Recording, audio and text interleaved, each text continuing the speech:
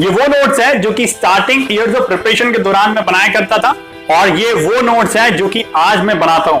तो year after year I have evolved very much on my note making skills. तो अब तो आप समझ ही चुके होंगे कि आज का ये डिस्कशन किस चीज पे होने वाला है। नमस्कार दोस्तों, मैं हूं अमित मंडलोई, और हाँ, आज मैं आपको बताने वाला हूं किस तरीके से इफेक्टिव और अच्छे नोट्स आप बना सकते हैं जो कि आपकी एग्जाम के समय पर आपकी ज्यादा से ज्यादा सहायता कर सकें। अगर आप एक यूपीएससी एस्पिरेंट है या फिर कोई भी स्टेट सिविल सर्विस एस्पिरेंट है तो ये वीडियो आपके लिए बहुत ज्यादा काम का होने वाला है। साथ ही साथ अगर आप कोई अन्य कॉम्पिटिटिव एग्जाम की तैयारी कर रहे हैं जिसका सिलेबस बहुत ज्यादा वाइड है तो भी ये वीडियो आपके लिए काम का होने वाला है। इसलिए जल्दी से सब्सक्राइब बटन पे क्लिक कीजिए, बेल नोटिफिकेशन आइकन ऑन कीजिए ताकि ऐसे बहुत सारे इंटरेस्टिंग अपडेट्स मैं आप तक पहुंचा सकूं। तो सबसे पहला क्वेश्चन, सबसे पहले कि क्यों आवश्यक है नोट बनाना। तो सबसे पहला पॉइंट है ये कि to revise maximum number of times with minimum efforts. ज्यादा से ज्यादा बार नोट्स को हम रिवाइज कर सकें और कम एफर्ट्स के साथ में।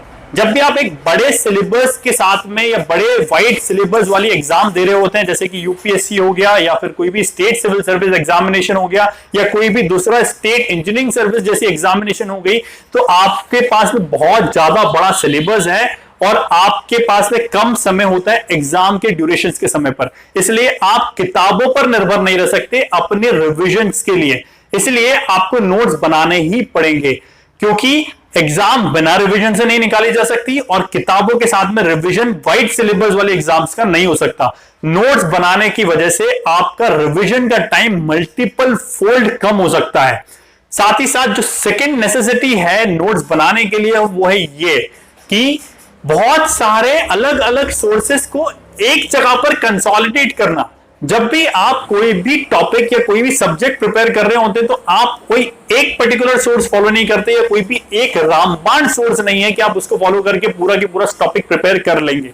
तो इसलिए आप मल्टीपल सोर्सेस फॉलो करते हैं, जैसे कि आप एनसीईआरटी फॉलो करते हैं, आप रेफरेंस बुक्स फॉलो करते हैं, आप करंट की न्यूज फॉलो करते हैं, और उन सबका आवश्यकता आपकी एग्जाम में उतनी ही है जितनी की एक बेसिक सोर्स की होनी चाहिए। इसलिए आपको इन सारी की सारी चीजों को पढ़ना पड़ेगा, और अगर पढ़ना पड़ेगा और आप इन सारी जानकारियों को इनके ओरिजिनल सोर्सेस से पढ़ने जाएंगे और बार बार इनको रिवाइज करेंगे तो यह संभव नहीं हो पाएगा। इसलिए आपको ये सारे सोर्सेस को एक जगह कलेक्ट करने के लिए भी, कंसोलिडेट करने के लिए भी नोट्स बनाने की आवश्यकता है। तीसरी जो इंपॉर्टेंट चीज है वो है align your notes according to your exams perspective. हमारे एग्जाम का पर्सपेक्टिव अलग हो सकता है और जो सोर्स हम फॉलो कर रहे हैं उसका पर्सपेक्टिव अलग हो सकता है। जिस राइटर ने वो सोर्स लिखा है उसने अलग पर्सपेक्टिव के हिसाब से वो किताब लिखी है। जरूरी नहीं है कि वो MPPSC, UPSC, state civil service examination, state engineering service examination के पर्सपेक्टिव से लिखी गई किताब हो, लेकिन आपको उस किताब से बहुत ज्यादा नॉलेज मिलने वाला है, लेकिन पर्सपेक्टिव अलग है। तो आपको उस पर्सपेक्टिव को अपने एग्जाम के हिसाब से अलाइन करके अपने नोट्स में ढालना है ताकि आपके एग्जाम में वो पर्टिकुलर सोर्स आपके काम में आ सके। इसलिए to align your perspective according to the examination and align the perspective of the source according to examination, आपको नोट्स बनाना ही चाहिए। चौथा और सबसे इंपॉर्टेंट बात जो नोट्स मेकिंग के लिए है, या सबसे इंपॉर्टेंट जरूरत जो है हमको नोट्स बनाने की, वो ये है कि आपकी क्रिएटिविटी आप नोट्स में दिखा सकते हैं, आप किताब में नहीं दिखा सकते। इसलिए जब भी आप आंसर राइटिंग करते हैं किसी भी पर्टिकुलर चीज की, तो आपको उसमें अपनी क्रिएटिविटी दिखानी होती है, और अगर वो क्रिएटिविटी आपके नोट्स में नहीं होगी तो एग्जाम में कभी भी रिफ्लेक्ट नहीं करेगी। मार्क माय वर्ड्स, कभी भी रिफ्लेक्ट नहीं करेगी अगर वो आपके नोट्स में नहीं होगी तो। कैसी क्रिएटिविटी? पाई चार्ट्स, ग्राफ्स, कुछ भी रिप्रेजेंटेशंस, कुछ इक्वेशंस जो आप लिखते हैं अपनी मर्जी से, कुछ प्रोवर्ब्स, कुछ डेफिनेशंस जो आपकी क्रिएटिव डेफिनेशंस है जो आप लिखने वाले हैं एग्जाम में, वो क्रिएटिव डेफिनेशंस तभी आपकी कॉपी में, आंसर कॉपी में झलकेगी जब वो आपके नोट्स में होगी। तो ये क्रिएटिविटी को सही तरीके से आपके नोट्स के अंदर बनाने के लिए या आपके आंसर राइटिंग में ढालने के लिए आपको नोट्स बनाना अटमोस्ट नेसेसरी है। जो भी आप किताब में पढ़ रहे हैं उसको अपने पर्सपेक्टिव से, अपने एग्जाम पर्सपेक्टिव से और अपनी क्रिएटिविटी के साथ अपने नोट्स में लिखिए ताकि ऐसी की ऐसी चीजें आपकी आंसर राइटिंग स्किल्स में भी झलके, आपकी मेंस एग्जाम्स में भी झलके। इसीलिए आपको नोट्स बनाना जरूरी है। अब ये 4 पॉइंट्स तो मैंने बता दिए कि क्यों नोट्स बनाना जरूरी है। अब मैं आपको ये बता देता हूं कि कैसे बनाना चाहिए। देखिए, अलग अलग तरीके से नोट्स बनाए जा सकते हैं। आप बिल्कुल रफ तरीके से नोट्स बना सकते हैं, आप थोड़ा सा अच्छे तरीके से नोट्स बना सकते हैं। कई कई लोगों का मानना है कि आप बिल्कुल ऐसे नोट्स बनाइए जो आप ही को समझ में आए, लेकिन कई बार ऐसा होता है कि रफ नोट्स बनाने के चक्कर में, मतलब रफ नोट से मेरा मतलब है आपकी हैंडराइटिंग उसमें अच्छी ना हो, लेकिन कभी कभी ऐसे नोट्स बनाने के चक्कर में आप ये भूल जाते हैं कि ईयर आफ्टर ईयर जब आप उसको पढ़ेंगे तो हो सकता है कि आप स्वयं भी आज ना समझ पाए कि वो नोट्स किस तरीके के हैं या उस नोट्स में क्या लिखा हुआ है। अट्रैक्शन थोड़ा सा कम हो जाता है अपने नोट्स को लेकर के, इसलिए थोड़े से नीट एंड क्लीन नोट्स रहें तो नीटनेस और क्लीनलीनेस जो है आपको रिवाइज करने में भी फायदा देगी और साथ ही साथ आपको एग्जाम में भी उसका फायदा मिलने वाला है नीटनेस और क्लीनलीनेस के फॉर्म में। सेकेंड जो चीज है वो ये है कि आप किस तरीके से प्रोसेस को फॉलो करें कंसोलिडेशन करने के। जब भी आपको मल्टीपल सोर्सेज रेफर करने हैं नोट्स बनाने के लिए तो सबसे पहला स्टेप होना चाहिए कि आप रॉ डेटा इकट्ठा करें। अब रॉ डेटा इकट्ठा करने के लिए जरूरी नहीं कि आप लिखें, आप जो भी किताब को फॉलो कर रहे हैं उस पर्टिकुलर टॉपिक के लिए उस किताब के अंदर में जो भी एक्सर्प्ट्स आपको अच्छे लग रहे हैं उसको हाईलाइट करके वहां रख लीजिए और वहां पर एक नोट डाल दीजिए कि हाँ ये इस टॉपिक से संबंधित हाईलाइटेड मटेरियल है जिसको जब भी मैं नोट्स बनाऊंगा तो उसमें लिख लूंगा। तो ऐसे मल्टीपल सोर्सेज में आप हाईलाइट करके रख लीजिए और एक इंडेक्स बना लीजिए कि यहाँ इस डेटा को मैंने कंसोलिडेट करना है। इसके बाद जब भी आप अपने नोट्स बनाने बैठे तो आप उन सारे के सारे रिसोर्सेज को अपने सामने रखिए और उनमें से अपने नोट्स टेक डाउन करते रहिए। एक तरीका ये है। दूसरा तरीका ये है कि आप कोई भी बेसिक किताब को एक बेसिक सोर्स मान लीजिए, उसके हिसाब से नोट्स बना लीजिए और अपने नोट्स में जगह रखिए कि आप अपडेट कर पाए।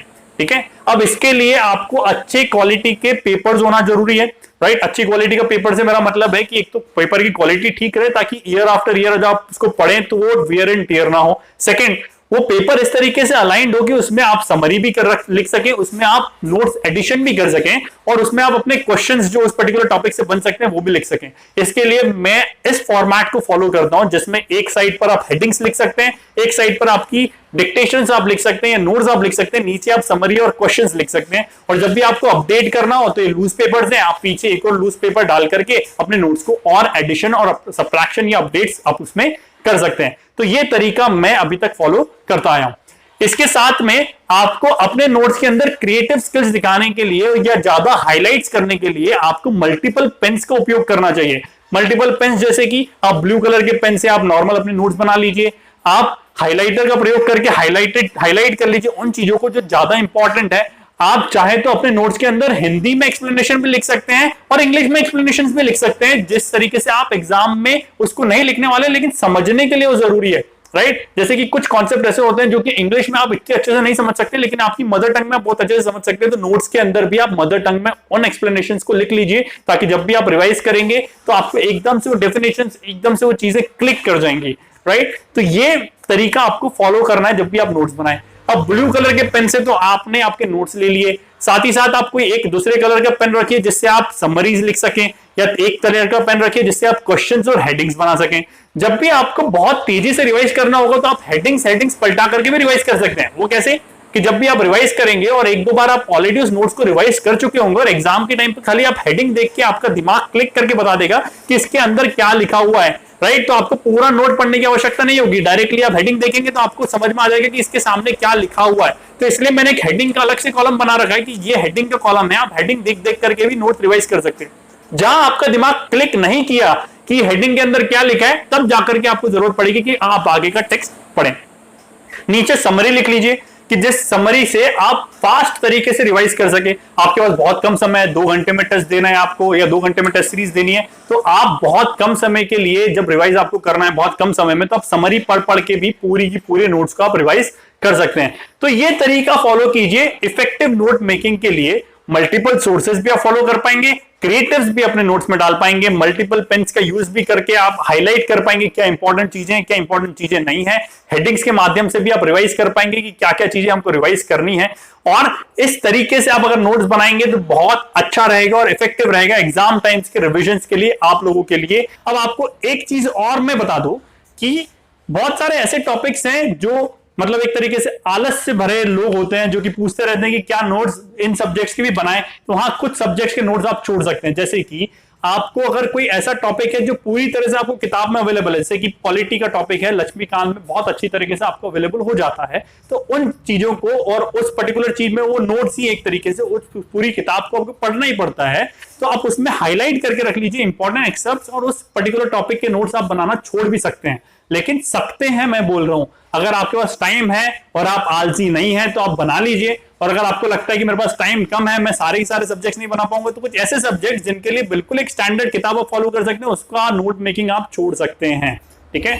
And you can go very rough as well as very neat with your notes. आपके ऊपर डिपेंड करता है कि अगर आप रफ में बहुत अच्छे से समझ सकते हैं, आपको अट्रैक्शन वाला एक फैक्टर नहीं है, राइट, कि नोट्स आपको अट्रैक्ट करें तभी आप पढ़ पाएंगे, तो आप रफ भी बना सकते हैं। अगर नोट्स आपको अट्रैक्ट करने वाले ही चाहिए कि हाँ मुझे नोट्स अच्छे अट्रैक्टिव लगने चाहिए तभी जाकर के मैं पढ़ सकूं, क्योंकि एक अच्छा स्किल है कि जब तक आपका सोर्स अट्रैक्टिव नहीं है आपका दिमाग उधर नहीं जाता। इसलिए आप अट्रैक्टिव नोट्स बनाना चाहते हैं तो अट्रैक्टिव नोट्स बनाइए, ताकि आप बार बार अपने नोट्स की तरफ आकर्षित रहें और अच्छे से उसको रिवाइज और कर सकें और पढ़ सकें। तो मुझे लगता है कि ये नोट मेकिंग के ऊपर एक कंप्लीट गाइड है जिससे कि आप नोट्स बना सकते हैं। आपको अगर और भी कोई भी डाउट है नोट मेकिंग से रिलेटेड, और तो आप नीचे कमेंट बॉक्स में क्वेश्चन लिख करके पूछ सकते हैं। मैं जरूर आपके हर क्वेश्चन का जवाब देने के लिए कमेंट बॉक्स में एक्टिव रहता हूं और आपके क्वेश्चंस का जवाब मैं दूंगा भी।